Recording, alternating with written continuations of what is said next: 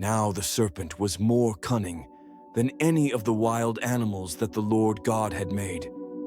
He said to the woman, "Did God really say, 'You must not eat from any tree in the garden'?" The woman said to the serpent, "We may eat fruit from the trees in the garden, but God said, 'You must not eat fruit from the tree that is in the middle of the garden, and you must not touch it, or you will die.' The serpent said to the woman, 'You will not surely die, for God knows that when you eat from it, your eyes will be opened, and you will be like God, knowing good and evil.' When the woman saw that the tree was good for food, pleasing to the eye, and desirable for gaining wisdom, she took some of its fruit and ate it. She also gave some to her husband, who was with her, and he ate it. Then the eyes of both of them were opened, and they realized they were naked. So they sewed fig leaves together and made coverings for themselves. Then they heard the sound of the Lord God walking in the garden in the cool of the day, and they hid from the Lord God among the trees of the garden. But the Lord God called to Adam, "Where are you?" Adam answered, "I heard you in the garden, and I was afraid because I was naked, so I hid." And the Lord God said, "Who told you that you were naked? Have you eaten from the tree from which I commanded you not to eat?" The man said, "The woman you put here with me, she gave me some fruit from the tree, and I ate it." Then the Lord God said to the woman, "What is this you have done?" The woman said, "The serpent deceived me, and I ate." So the Lord God said to the serpent, "Because you have done this, you are cursed above all livestock and all wild animals. You will crawl on your belly, and you will eat dust all the days of your life. I will put enmity between you and the woman, and between your offspring and hers.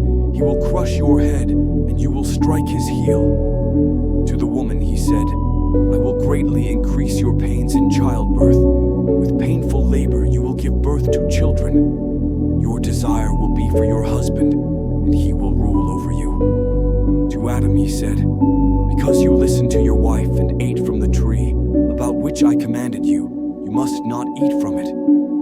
Cursed is the ground because of you. Through painful toil, you will eat from it all the days of your life. It will produce thorns and thistles for you, and you will eat the plants of the field. By the sweat of your brow, you will eat your food until you return to the ground, since from it you were taken. For dust you are, and to dust you will return." Adam named his wife Eve because she would become the mother of all the living. The Lord God made garments of skin for Adam and his wife and clothed them. And the Lord God said, "The man has now become like one of us, knowing good and evil. He must not be allowed to reach out his hand and take also from the tree of life and eat and live forever." So the Lord God banished him from the Garden of Eden to work the ground from which he had been taken. After he drove the man out, he placed cherubim and a flaming sword flashing back and forth to guard the way to the tree of life. Cain and Abel, Genesis. Adam made love to his wife Eve, and she became pregnant and gave birth to Cain. She said, "With the help of the Lord, I have brought forth a man." Later, she gave birth to his brother Abel. Now Abel was a shepherd, and Cain was a farmer.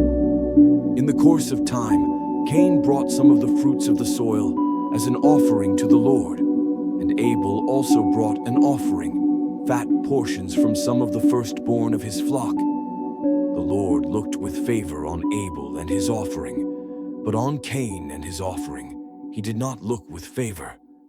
So Cain was very angry, and his face was downcast. Then the Lord said to Cain, "Why are you angry? Why is your face downcast? If you do what is right, will you not be accepted? But if you do not do what is right, sin is crouching at your door. It desires to have you, but you must rule over it." Now Cain said to his brother Abel, "Let's go out to the field." And while they were in the field, Cain attacked his brother Abel and killed him. Then the Lord said to Cain, "Where is your brother Abel?" Cain replied, "I don't know." I my brother's keeper?" The Lord said, "What have you done? Listen, your brother's blood cries out to me from the ground. Now you are under a curse and driven from the ground, which opened its mouth to receive your brother's blood from your hand. When you work the ground, it will no longer yield its crops for you. You will be a restless wanderer on the earth." Cain said to the Lord, "My punishment is more than I can bear. Today you are driving me from the land, and I will be hidden from your presence. I will be a restless wanderer on the earth, and whoever finds me will kill me." But the Lord said to him, "Not so. Anyone who kills Cain will suffer vengeance 7 times over." Then the Lord put a mark on Cain, so that no one who found him would kill him.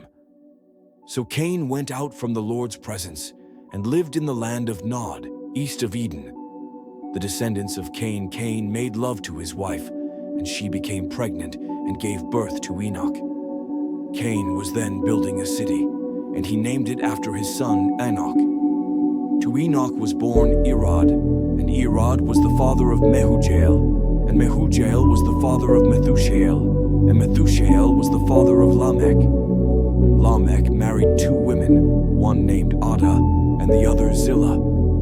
Ada gave birth to Jabal. He was the father of those who live in tents and raise livestock. His brother's name was Jubal. He was the father of all who play the lyre and pipe. Zillah also had a son, Tubal-Cain, who forged all kinds of tools out of bronze and iron. Tubal-Cain's sister was Naamah.